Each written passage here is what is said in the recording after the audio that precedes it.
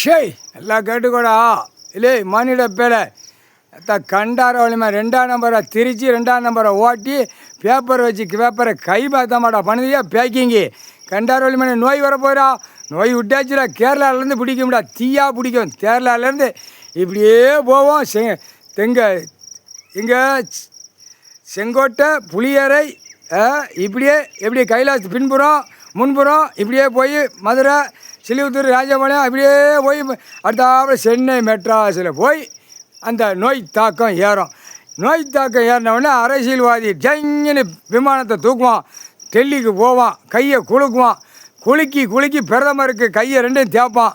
இங்கே தமிழ்நாட்டுக்கார குதிமை ஊடாளப்பட்ட மாநிலம் தேய்க்கான்.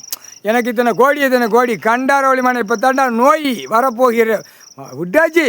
இப்போ ஏறிக்கிட்டே இருக்கும், மாநில பேருக்கு அப்படியே உடம்புல ஏறிக்கிட்டே இருக்கும். டைம் வரையில் சாவு எண்ணிக்கை போவோம், ஒன்று நோய்க்காட்டில் நிறையா போவோம், பூக்கம் போவோம், அடிக்கையில் நெரிச்சு குடல் மண்டை மூளை மொத்த கொண்டார வலிமை சிதறி கிடைக்கல அள்ளி எரிக்கணும்ல.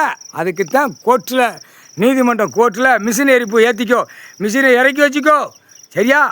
ஒரு சிட்டி கிராமத்துக்கு விருதுநகர் மாவட்டம் ராஜபாளையம் தாலுகானா ஒரு மிஷின் எரிப்பு 10 வச்சுக்கோ சரியா. மதுரை மாவட்டம் இருக்கா அங்கே ஒரு 15 வச்சுக்கோ.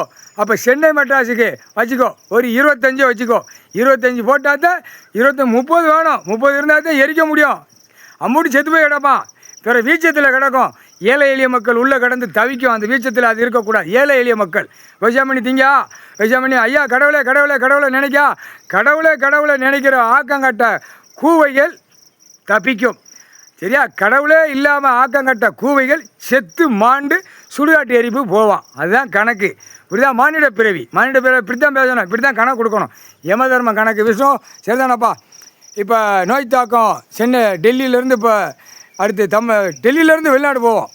இப்போ தமிழ்நாட்டில் ஐயா கடவுள் உட்கார்ந்தா அந்த இடத்துல இருந்தால் பட்டணம் தட்டணும். இவன் 10 பேரில் தட்டி தான் நான் கண்டார வலிமை பூமியை பாழாக்குதான். 10 பேரில் தட்டு தான், கம்பெனிக்காரன் தட்டு தான், அரசியல்வாதி தட்டு தான், பல லட்சம் கோடி உள்ள 10 பேரில் பட்டணம் தட்டு தான் கண்டார வலிமை தச்சிரிக்கி மலை.